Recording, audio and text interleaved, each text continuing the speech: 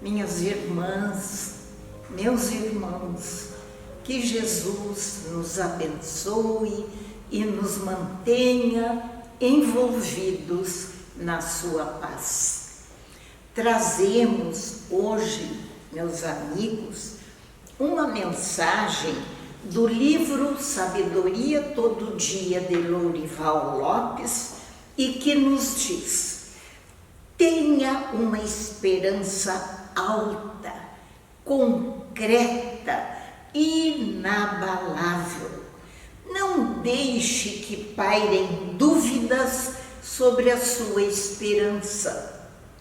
Quando você titubeia e permite dúvidas sobre a sua esperança, esta, por ser tênue, torna-se uma pena que cai, uma pluma ao sabor do vento.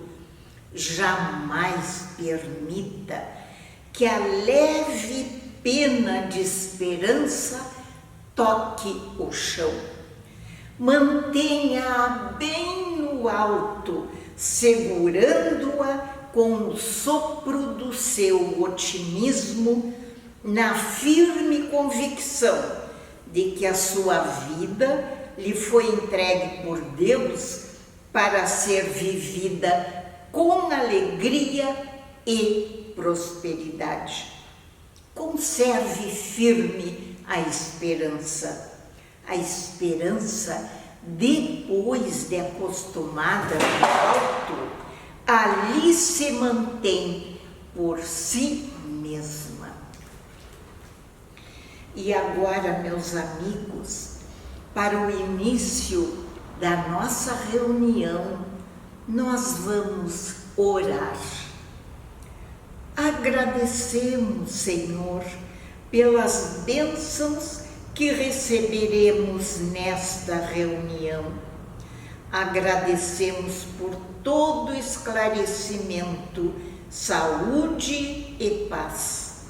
Obrigado, Senhor, por teu amor em nossas vidas, pela preocupação que tens com teus irmãos menos esclarecidos, que ao sairmos desta reunião possamos repartir com nossos irmãos tudo o que recebemos de bom.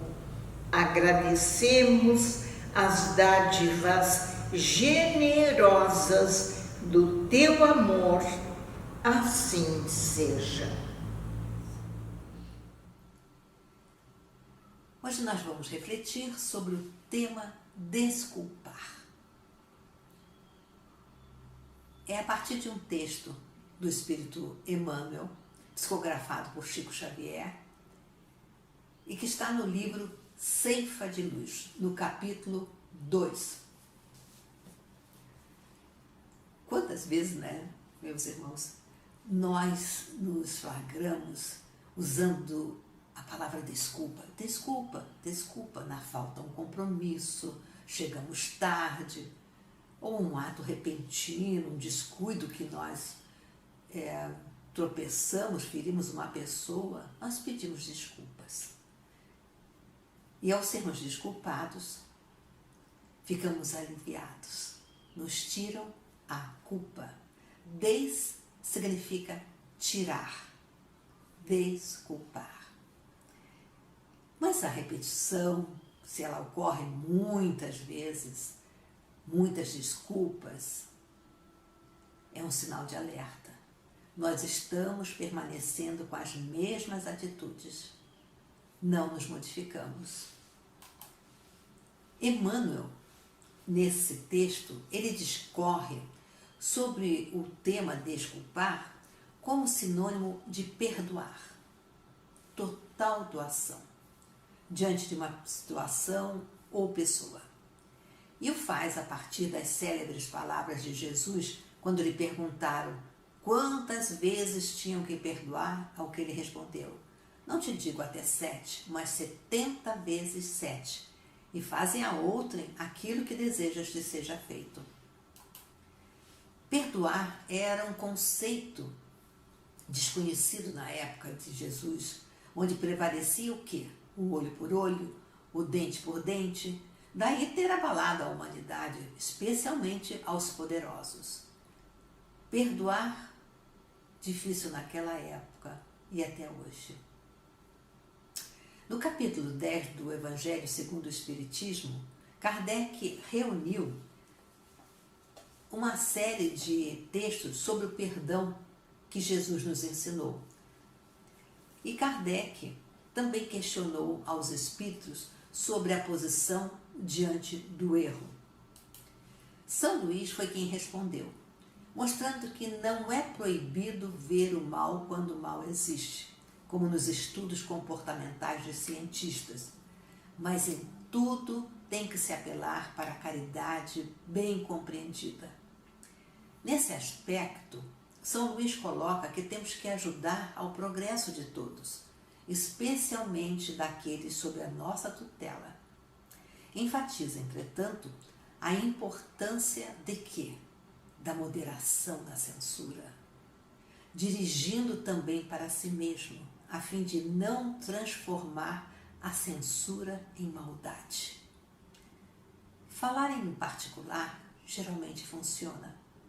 Não expor a pessoa, ter respeito por suas dificuldades, como gostamos que temos com as nossas. Na continuidade, Kardec apresentou sua preocupação a São Luís. Se há casos em que seja útil revelar o mal de outrem, há casos que seja útil revelar o mal de outrem? E São Luís começa reforçando que é uma questão muito delicada. Entre outras palavras, diz que se as imperfeições de uma pessoa não prejudicam, senão a ela mesma, não há jamais utilidade em fazer conhecê-las ao público. Mas se podem causar prejuízos a outros, é preciso preferir o interesse da maioria ao interesse de um só. É preciso, entretanto, sempre pesar a soma das vantagens e dos inconvenientes, usar de caridade. Como a prática do perdão nos transforma, como nos liberta do eu antigo, como buscamos Paulo de Tarso para nos ajudar na reflexão. Em que livro? O primeiro foi As Marcas do Cristo, de Hermínio de Miranda, do capítulo A Caminho de Roma.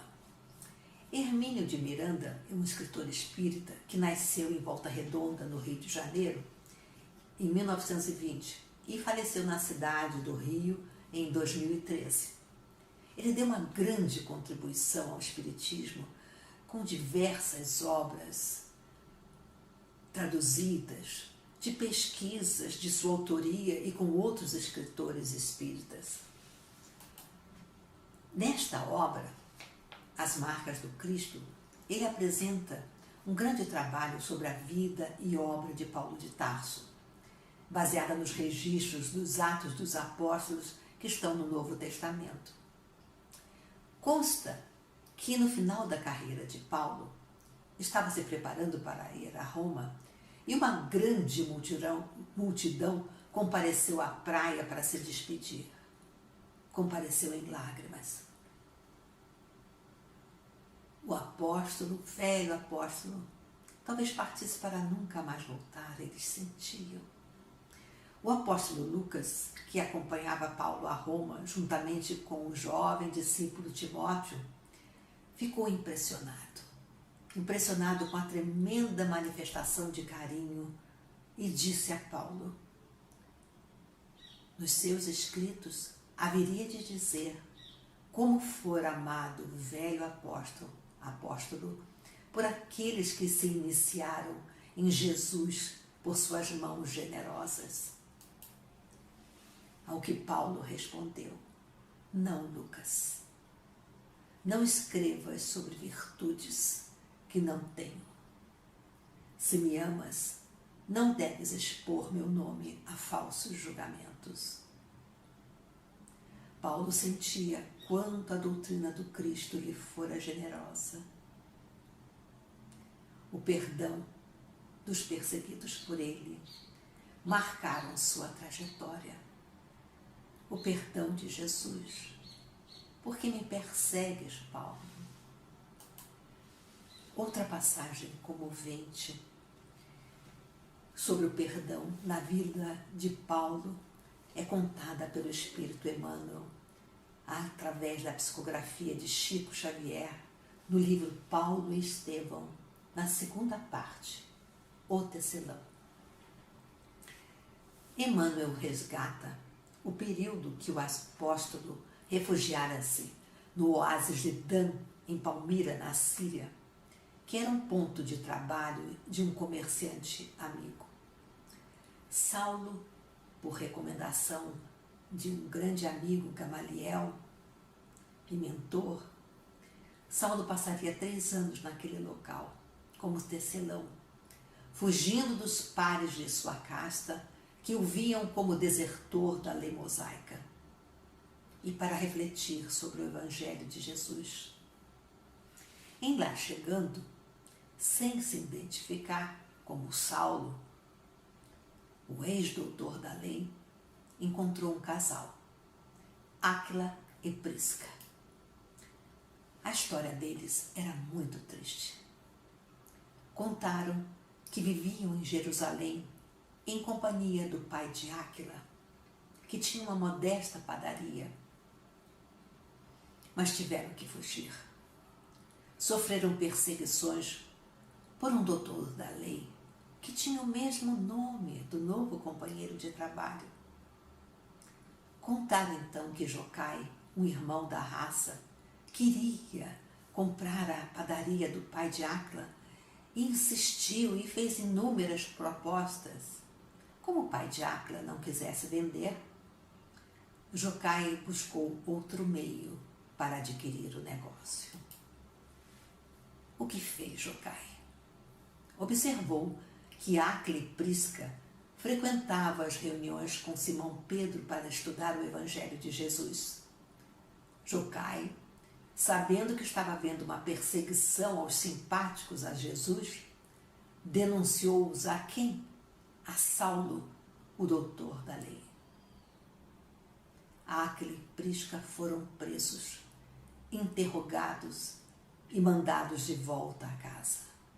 Mas o velho pai de Áquila, entretanto, recolhido à prisão, foi vítima de maus tratos comandados pessoalmente por Jocai, e seus bens foram confiscados.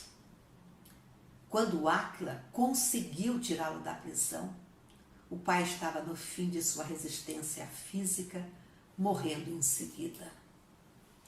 Áquila disse então ao novo tecelão que chegava no oásis que não acreditava que Saulo soubesse das atrocidades cometidas em seu nome. Não conhecia Saulo, o doutor da lei, mas não se atrevera a pleitear reparo na justiça, porque a situação deles poderia agravar-se. Saulo não se identificou, não teve coragem, atordoado com as revelações. Quantos perseguidos por seu ódio a Cristo, ele, em seu orgulho, em seu egoísmo, em sua vaidade, ele era o responsável pela morte do pai de Áquila. Embora não autorizando diretamente o crime, tornou-se culpado pela sua indiferença quanto aos detalhes da tarefa que se desenrolava sob sua orientação geral. 1 ano e pouco se passou entre trabalho, cultivo da amizade, buscando trabalhar a humildade, o Evangelho de Jesus, que faziam em 3, conversando, estudando. E um dia, Saulo se sentiu com coragem de perguntar a Áquila: Áquila, que farias se um dia visses repentinamente a face do verdugo que os tirou naquela situação dolorosa? Áquila lhe respondeu que procuraria ver e estimar nele um irmão. E tu, Prisca? Indagou Saulo a esposa de Áquila. Seria ótima ocasião para testemunhar o amor que Jesus exemplificou em suas lições divinas. Então Saulo, sob forte emoção, em lágrimas abundantes, identificou-se. Áquila e Prisca olhavam-no com assombro, como se não compreendesse o que ele acabara de dizer. Saulo então insistiu. Não duvidem de minha palavra. Assumo a responsabilidade dos meus tristes atos.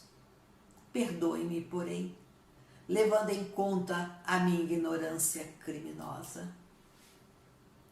Nesse momento, Áquila aproximou-se e abraçou o amigo em pranto convulsivo. Ao que Saulo lembrou-se que era a segunda vez que um perseguido vinha trazer-lhe as vibrações do perdão, da compreensão. O primeiro tinha sido Ananias, aquele que ensinara o Evangelho de Jesus para sua noiva Abigail. Ele o perseguiu, queria matá-lo, tinha autorização do Sinédrio. E Ananias foi quem o curou da cegueira que ocorreu no encontro que teve com Jesus a caminho de Damasco. O perdão, meus irmãos, marca a história e o coração dos envolvidos. Marca a nossa história. O perdão nos ajuda a avançar na evolução espiritual. Quando o perdão não puder ser partilhado, entendido, façamos-no mesmo assim, diz-nos Emmanuel, através de preces e ações no bem. Dessa forma, libertamo-nos das amarras do passado.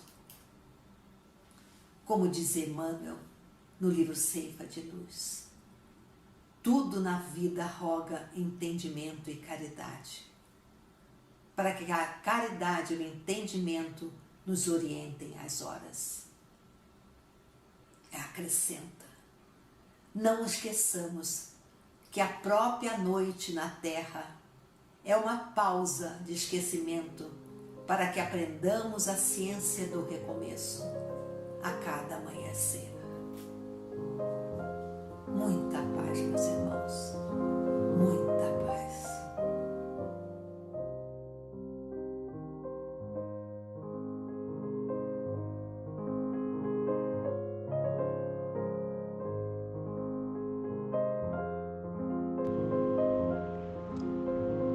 Vamos iniciar uma prece para todos os necessitados do corpo e da alma. Acalma meu passo, Senhor. Desacelera as batidas do meu coração, acalmando minha mente. Diminua meu ritmo apressado, com a visão da eternidade do tempo. Em meio às confusões do dia a dia, Senhor, dê-me a tranquilidade das montanhas. Retire a tensão dos meus músculos e nervos com a música tranquilizante dos rios, de águas constantes que vivem em minhas lembranças. Ajuda-me, Senhor, a conhecer o poder reparador do sono. Ensina-me a arte de tirar pequenas férias, reduzir o meu ritmo para contemplar uma flor, papear com um amigo, afagar uma criança, ler um poema e até ouvir uma música preferida. Acalma meu passo, Senhor, para que eu possa perceber no meio do incessante labor cotidiano, dos ruídos, das lutas, das alegrias, cansaços ou desalentos, a tua presença constante no meu coração. Acalma meu passo, Senhor, para que eu possa entoar o cântico da esperança, sorrir para meu próximo e calar-me para escutar tua voz. Acalma meu passo, Senhor. Inspira-me a enterrar minhas raízes no solo dos valores duradouros da vida, para que possa crescer até as estrelas do meu destino maior. Obrigado, Senhor. Obrigado pelo dia de hoje, pela família que me deste, meu trabalho e, sobretudo, Senhor, pela tua presença em minha vida. Que assim seja. Queridos irmãos, com nossos pensamentos elevados, vamos orar. Pai, Senhor da vida, venho reverenciar diante da luz que me abraça.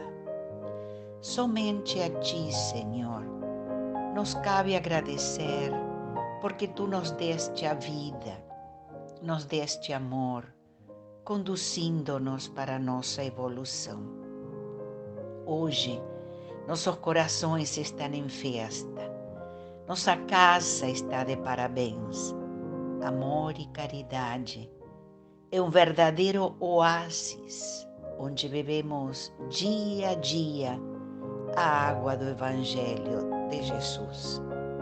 Por isso te rogamos, Mestre, concede a todos os trabalhadores desta bendita casa o desejo de servir cada vez mais e mais.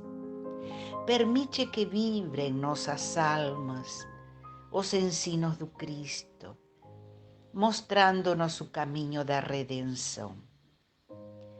Bem sabemos, Senhor, que a vida terrena exige renúncias e sacrifícios de aqueles que desejam trilhar o caminho do bem.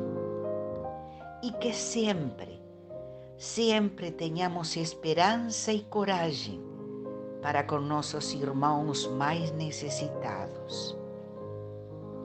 Dá-nos sempre a oportunidade de ampará-los em suas dificuldades e poder compartilhar os momentos de dor, de conquistas e de alegrias espirituais como se fossem nossas. Abençoa, Pai, este celeiro de luz, este hospital escola, para que teu trabalho seja perpetuado para sempre. Somos teus servos eternamente agradecidos e te pedimos, não nos afastes deste trabalho redentor e que a luz, Senhor, a luz do teu Evangelho, jamais se apague desta bendita casa, amor e caridade. Obrigado, Senhor, muito obrigado e que assim seja.